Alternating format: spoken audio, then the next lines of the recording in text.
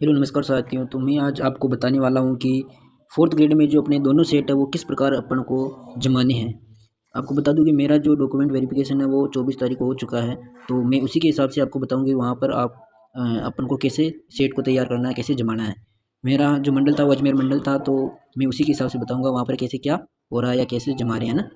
ठीक है, तो मैं पहले ये अपना ओरिजिनल सेट हो जाएगा ये वाला, और इसका ही 2 कॉपी सेट 2 हो जाएगा, यानी कि फ़ोटो कॉपी, इन सब की फ़ोटो कॉपी इस सेट पर लगेगी। तो मैं आपको ये ओरिजिनल वाला बता देता हूँ ना, इसी के हिसाब से आपको ये बनाना है। तो सर्वप्रथम अपन को जो चेक लिस्ट वाली जो तीनों पेपर्स है अपने, तीनों पेपर्स को ऊपर लगानी है। कैसे लगानी है मैं आपको बता देता हूँ। फर्स्ट में ये अपना ये लगेगा ना, इसमें अपन को अपना नाम लिख लेना है, पिताजी का नाम लिख लेना, एप्लीकेशन नंबर लिख लेना है और रोल नंबर लिख लेना, और कुछ नहीं लिखना अपन को। मेरिट नंबर आप लिखो चाहे रहने दो, कोई बात नहीं।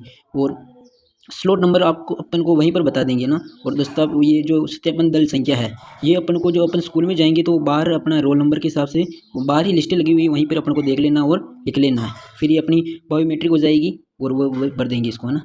ठीक है, इसके बाद ये ऊपर ही ऊपर लगेगा ना।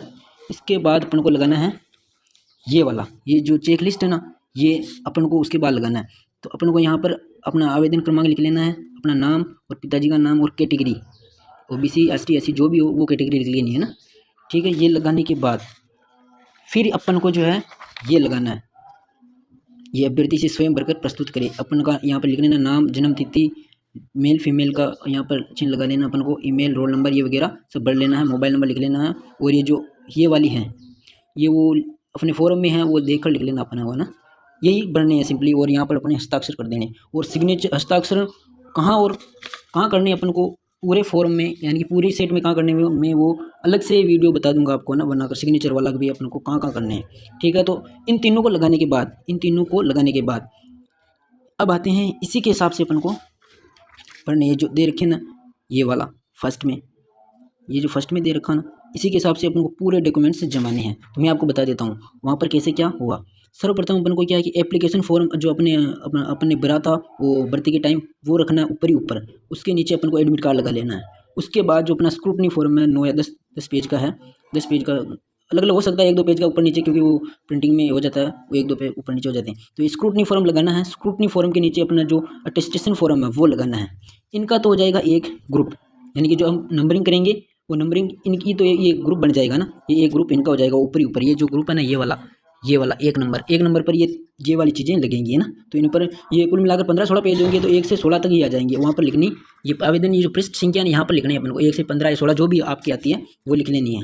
ठीक है, उसके बाद ये देखिए, ये है कि मैट्रिक हाई स्कूल, ये जो दूसरा कॉलम है क्रम संख्या 2 है, इस पर कौन कौन से डॉक्यूमेंट्स लगेंगे। तो इस पर लगेंगे अपनी एक तो 10वीं की मार्कशीट, एक 12th वाली, एक ग्रेजुएशन, जो भी अपन ने फॉर्म में भरा है, जो भी लगाया है वो, जो किसी ने अगर 10वीं लगाई तो 10वीं तक ही भर दें, और किसी ने सब लगाए हैं तो ग्रेजुएशन अन्य वगैरह जो भी डिग्री हो, तो वो ये दूसरे कॉलम में भरने जाएंगे ना। यानी कि 17 से लेकर जो भी अपन की पृष्ठ संख्या आई वो लिख लेनी है। उसके बाद अपन का जो मूल निवास है, मूल निवास लगाना है। नया बनाया तो नया लगाना, और पुराना वाला भी लगाना है, क्योंकि यहाँ पर मांग रहे हैं पुराना वाला भी।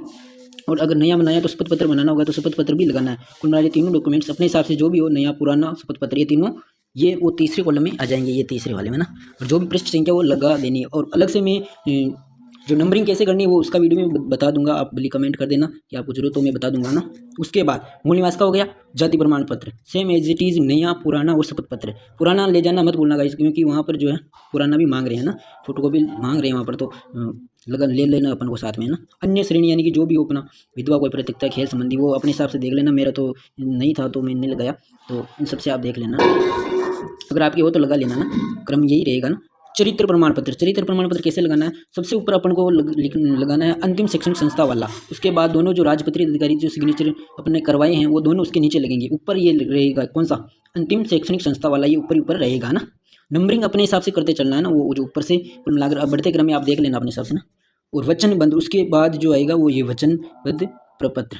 और उसके बाद संविधान शपथ पत्र। उसके बाद दहेज संबंधी घोषणा पत्र, यानी कि जो अविवाहित अभ्यर्थी द्वारा, और अपने हिसाब से जो मैंने तो अविवाहित है तो मेरा वो अविवाहित वाला ही लगा था, तो मैंने ये लगाया ना। उसके बाद ये विवाह प्रमाण पत्र, जो 2006 से पूर्व किसी का विवाह तो वो वाला ना, वो तो अपना नहीं है तो मैंने नहीं लगाया।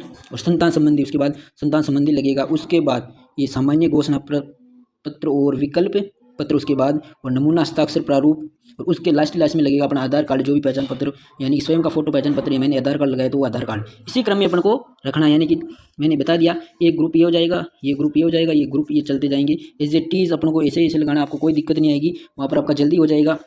तो आप इन सबको, ये ओरिजिनल का मतलब फोटोकॉपी है, ये ओरिजिनल में वो क्या है कि जो अपने एफिडेविट बनाए थे वो लगते हैं ओरिजिनल, तो ये ओरिजिनल की काउंटिंग में आता है। बाकी लगती है इन समय फोटोकॉपी वगैरह, वो अपने सिग्नेचर वगैरह करवाए ना, वो इसी में लगेगी, इसलिए ओरिजिनल वाला है। और same as it is photocopy इनकी इन सब में लगेगी, यानी शेयर 2 में लग जाएगी। तो आप इसी के अनुसार बनाइए, कोई दिक्कत नहीं आएगी अपन को, आप जाकर करवाइए, आपका जल्दी हो जाएगा।